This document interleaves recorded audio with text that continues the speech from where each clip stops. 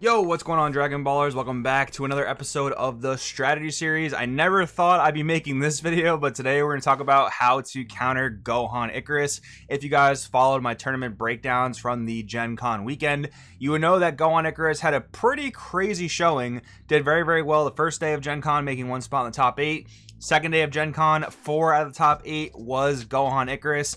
And 2 of the online tournaments, as far as I'm aware, were won by Gohan Icarus. So definitely a deck that is worthy of being on the strategy series. We'll get into it. If you're new here, make sure to subscribe, hit that bell so you don't miss a video. If you guys want to support the channel, there are many ways to do so down in the description. But today, if you want to buy any of the cards you see in today's video, or any trading card game cards for that matter, use my link in the description to TCG Player. It really does help out a lot. That being said, we'll get into it.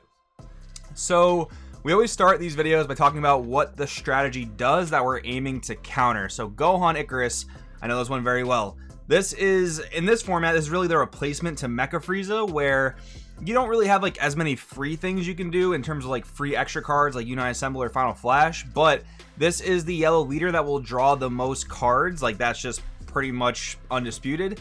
And you're going to be able to make the best usage out of the blue-yellow engine. Namely, we have like Violent Rush Bojack, Zamasu Eliminator, which is a very format-defining card. And this is probably the best deck for it.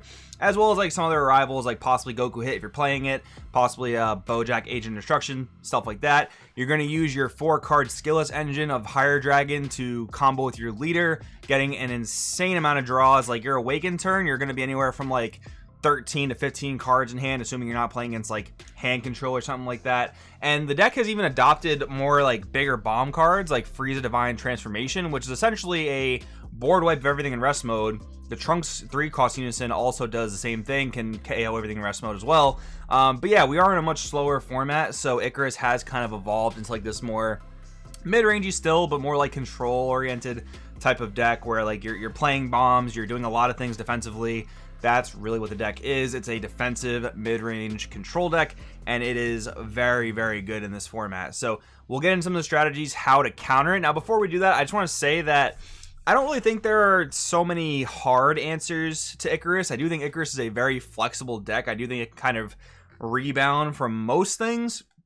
But that being said, too, I don't think Icarus is like super oppressive against any particular deck. I think Icarus has very good aggro matchups because it's just such a defensive deck. But like against like your Soul Strikers, your SS4 Vegetas, anything else mid-range control-y, I think it's very 50-50. So like there's not going to be super hard checks to this deck, but at the same time, this deck shouldn't be ultra oppressive when you go up against it.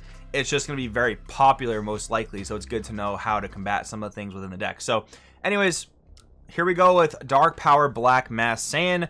So this card is decent against Icarus because their leader is an activate main that plays a battle card, namely the Higher Dragon. So you can just prevent them from getting the maximum value out of their leader. And they are yellow, so they're not going to have the best removal. Some of the best ways they're actually going to be able to deal with Dark Power Black Mass Saiyan is not incredible. Like, for example, they can Power of a Super Saiyan to tap it, and they would have to have another battle card to attack into the BMS. So that's like one option.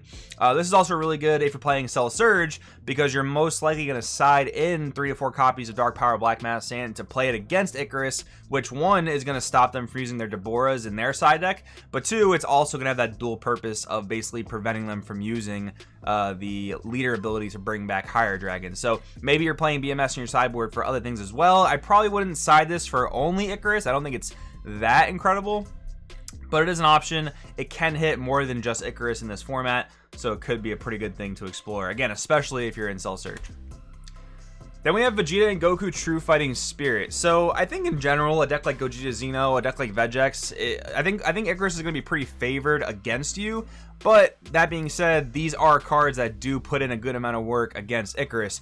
Vegeta True Fighting Spirit is the main thing because they are pretty reliant on Senzu Bean and Aegis. So Vegeta is very good in that regard. But True Fighting Spirit Goku can also be okay because they do play Mecha Frieza, Robotic Riposte, and sometimes you might also force them into a scenario where they want to negate with Power of a Super Saiyan. So both these cards can definitely get their value against Gohan Icarus if you're playing, again, Vegex, if you're playing Mass Saiyan Reboot, if you're playing Gogeta Xeno, things like that. These cards can be solid. Then we have Great Ape Goku Saiyan Instinct. So this is the weird one. This doesn't really counter Icarus in any particular way, but mostly what I wanted to put this card here for is kind of like a play around technique. And like I said before, one of the most format defining cards right now is Zamasu the Eliminator, which every Gohan Icarus deck should be playing 4 copies of. So if you're playing a 2-cost Unison or a 3-cost Unison, something like that, and you just know that you can't reliably play your Unison into Gohan's 2 open energy, a card like Sand Instincts is great because they can't interact with it, they can't counterplay it, they can't stop it. So it's a great way to use that energy without just getting blown out by Zamasu the Eliminator, right? That's a really good thing to do. Like Cell Surge, I'll bring up this example again, where you can't really play your Unison on turn 3 against Gohan Icarus.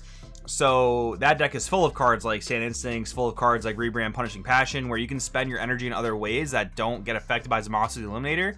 So if you're playing some sort of Unison reliant deck, maybe you can tech in 3 or 4 copies of Sand Instincts or some other card that they can't interact with that you can still get value out of playing. That would be the ideal thing you want to look for. Then we have several barrier removal cards, and this is where I think the format can go. I think the format can develop to a point, like I don't think Icarus is the default best deck yet. I think that the format can go to a place where barrier removal becomes pretty good. So for example, in red you have Kaioken Goku Super Saiyan Blue, in green you have Gohan Hidden Might, in black you have SS3 Vegeta Unstoppable Evolution. And the nice thing about going against Gohan Icarus is that they don't really have many counterplays that negate effects, and even if they did, SSB Kaioken Goku is a activated effect from hand, Gohan has Deflect. S3 Vegeta is a little bit vulnerable to a card like Frost Deadly Poison, but most times you're going to be able to resolve that barrier removal without Gohan being able to stop it. And that can be solid because Violent Rush Bojack is one of the key cards of their deck. So if you can turn that off and maybe even catch them while they're pretty low on energy or tapped out, you're going to have a pretty good turn to be able to go in and apply some serious pressure or go for game. Because keep in mind, it is a multicolor deck, so they're going to have a pretty good amount of 10k combos. They do play a good amount of extra cards, so you can catch them off guard if you're able to remove the barrier, Violent Rush Bojack, and apply some pressure. Gohan Hidden Might particularly is a really good card for doing that, because once you play him, you get the barrier removal, and then you get the 25k double striker, so that's pretty solid there.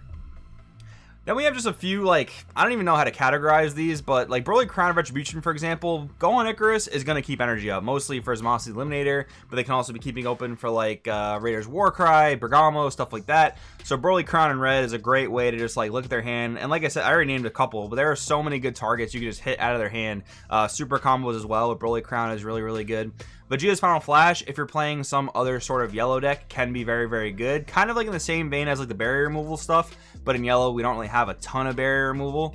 So a well-timed Vegeta's Final Flash on their Violent Rush Bojack can really put them in a crippled position, mostly because you're attacking using Final Flash, negating the Bojack, but also getting a 15k combo on top. So like a 30k leader swing where they can't Aegis, that's a lot for them to have to combo out of if they're in a pretty dire scenario. That can be pretty good. And some Gohan Icarus builds play Goku Absolute Annihilation, so you might have to initially pay 2 for Final Flash, but if your deck is very extra card reliant, you might be able to just keep extending your turn past that.